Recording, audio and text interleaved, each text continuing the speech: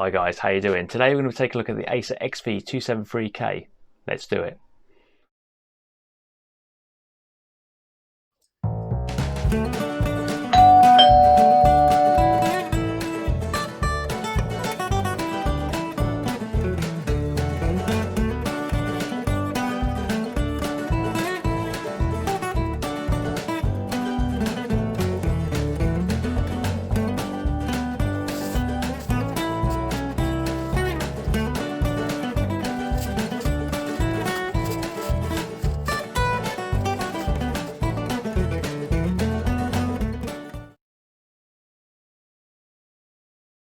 So I was in the market for a new monitor and I had a 1080p 240Hz panel. Now that was great for gaming, it was really smooth, but it struggled in other areas, content creation and the like. Now I decided I wanted to go 4K.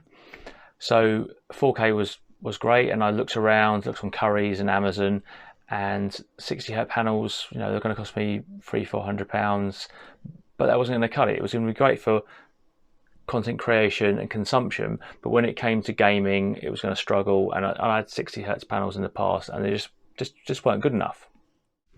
So I had four considerations. One, it had to be 4K. Two, high refresh rate. Three, it was from a reputable manufacturer. And four, it wasn't too expensive. And this meets it. Now, it's not perfect. There are some drawbacks. If I'm honest, the casing of the monitor is a bit plasticky. The stand's really nice though. It's really sturdy and it looks really good. A positive for me is that it doesn't have all the RGB flare that some of these gaming monitors have. It does have a little strip under here which does glow, but I think you can turn it off, and I'll have a little look at that later on. The HDR is the HDR is 400 rated, and it's not very good, to be honest. I was having problems in game, so if you have FreeSync enabled as well as the HDR, then it looks very washed out, and I'll show you some examples of that.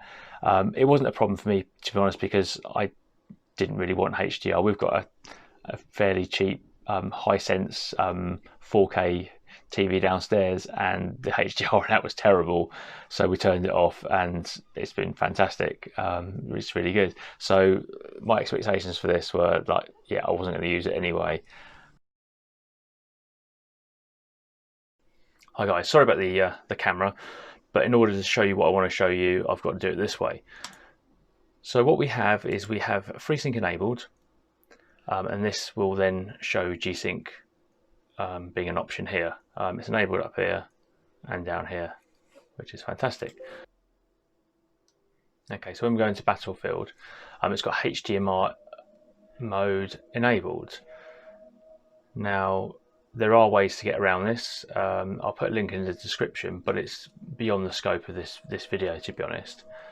And HDR isn't a requirement for myself.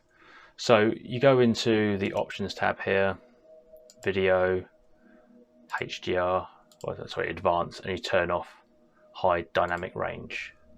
Back,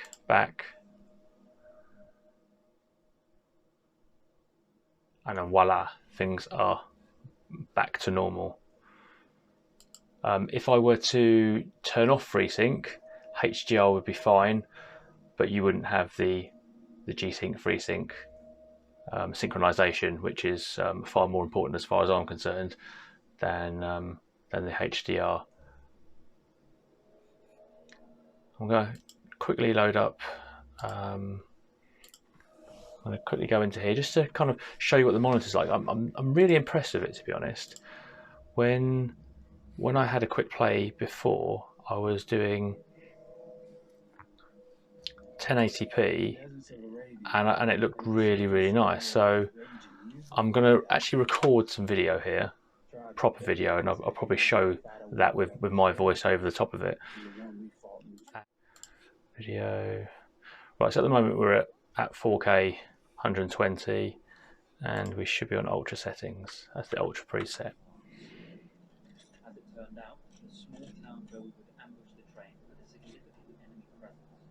So it looks really nice. So if I then change that video. Let's go.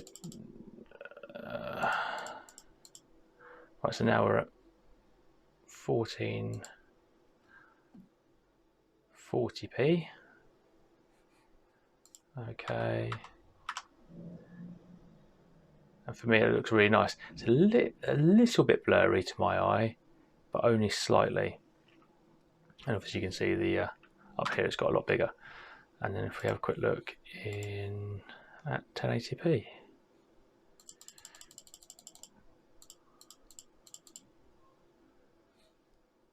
I'll apply that.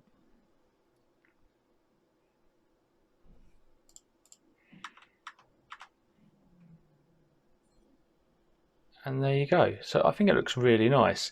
Yeah, there are differences, and what I'll do is I'll put them probably side by side on the screen so you can see for yourself. But you know, I think that's the great thing about this monitor, because 4K scales perfectly with 1080p. If you've got a game that is really taxing, then just stick it on 1080p and just have ultra settings, and you can do it that way.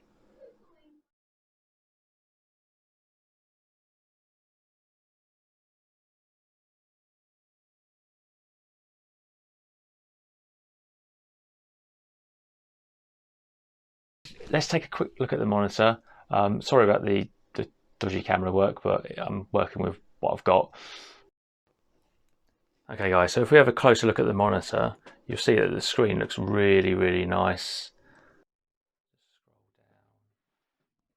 The stand looks pretty decent. It's a really sturdy affair. And if we have a little look around the back, you'll see what the stand looks like. So it sticks out a little bit like that. That's quite nice. Okay, so if we just have a look at the side of the panel, you can see there it's got a fairly decent range of motion, and obviously looking at the screen, the viewing angles are really good. With it being IPS, you'd expect that. Goes up and down nicely. Unfortunately, it doesn't have any rotation, so you can't have it portrait, but the tilt is decent. Okay, if we have a look at the on-screen display, there's a joystick at the back. Press it once, and it brings that up. Press it again, and it brings the menu, and there's all the usual affair. It's fairly easy to navigate. It's not the best joystick, if I'm honest. It feels a little bit flimsy, but it's fairly good.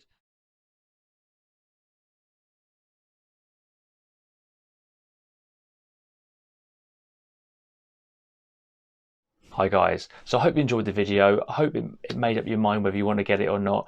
I can recommend it. I would probably recommend getting it second hand, getting it slightly less than full retail price, because £800, there are other options out there. There's a new one from Asus, which I'd probably look to have a look at if I was buying brand new. If you enjoyed the video, like and subscribe, and I'll see you in the next one.